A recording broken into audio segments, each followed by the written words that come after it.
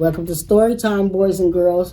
Today we'll be reading All on the Same Earth, written by Heather Klassen.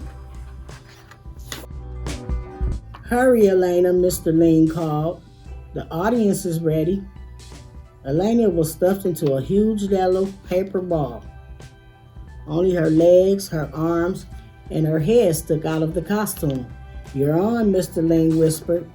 Elena waddled onto the stage and faced the audience. "Mr. Ling's second grade class presents our solar system," she said.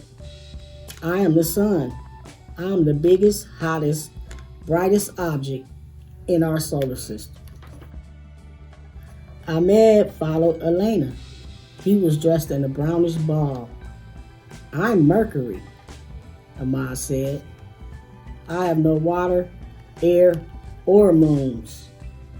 Ahmed began to walk in a circle around Elena. "You're next, Mariko," Jeff nudged her. Mariko hurried onto the stage. "I'm Venus," she said. "I'm covered with thick poison acid clouds," Mariko smiled. Then she joined Ahmed in orbiting around Elena. Jeff strolled onto the stage. "I'm Earth," he announced. "I'm the only planet with flowing water to drink and plenty of air to breathe." Jeff also began to orbit the sun. He almost crashed into Mariko. She spun out of the way just in time. "I'm Earth's moon," Lainey said, coming onto the stage. "I have no light of my own, but I reflect sunlight." Lainey began her orbit close to Jeff. The Earth Jeff was trying to spin around and orbit the sun at the same time. He looked dizzy. Twan threw handfuls of dust in the air as he took his place. "Mars is called the Red Planet because the air is full of reddish dust. I have terrible dust storm." Everyone coughed and wiped their eyes as Twan's dust settled onto the stage. "I am Jupiter, the largest planet," Ingrid declared. She could barely get her enormous striped costume onto the stage. "My great red spot is really a huge storm." Ingrid began her orbit. She bumped into Twan, who slipped on the Mars dust. Roberto caught Twan before he fell. "I'm Saturn," Roberto told the audience. "My hundreds of rings are made of small pieces of ice." Roberto spun the plastic hoops that circled his costume.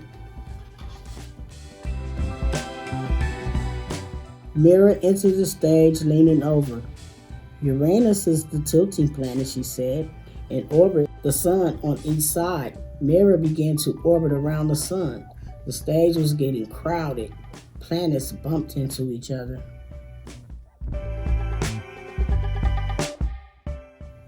"I have 8 moons, blue clouds, and a great dark spot," David announced. "I am Neptune." David squeezed into the parade of orbiting planets. He slipped on the dust and crashed into Uranus.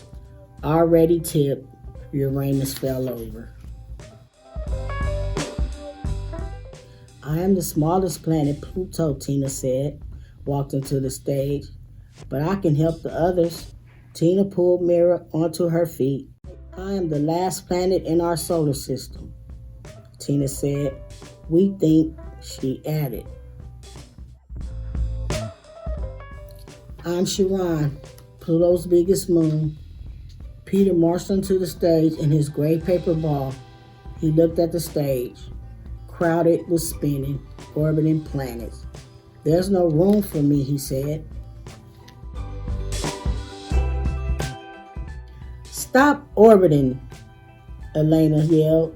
The planets slowed down, then they stopped, forming a single line across the stage. "We hope you have enjoyed our show," Elena told the audience. Each planet took the hand of the planet standing next to it. "In our school, our families may all come from different countries," Elena continued, "but we all live in the same solar system, on the same Earth. That's what's important." The planets took a bow as the audience clapped. Only Uranus, already tipped, slipped on the Mars dust. This time, Saturn and Neptune caught Mira on the way down.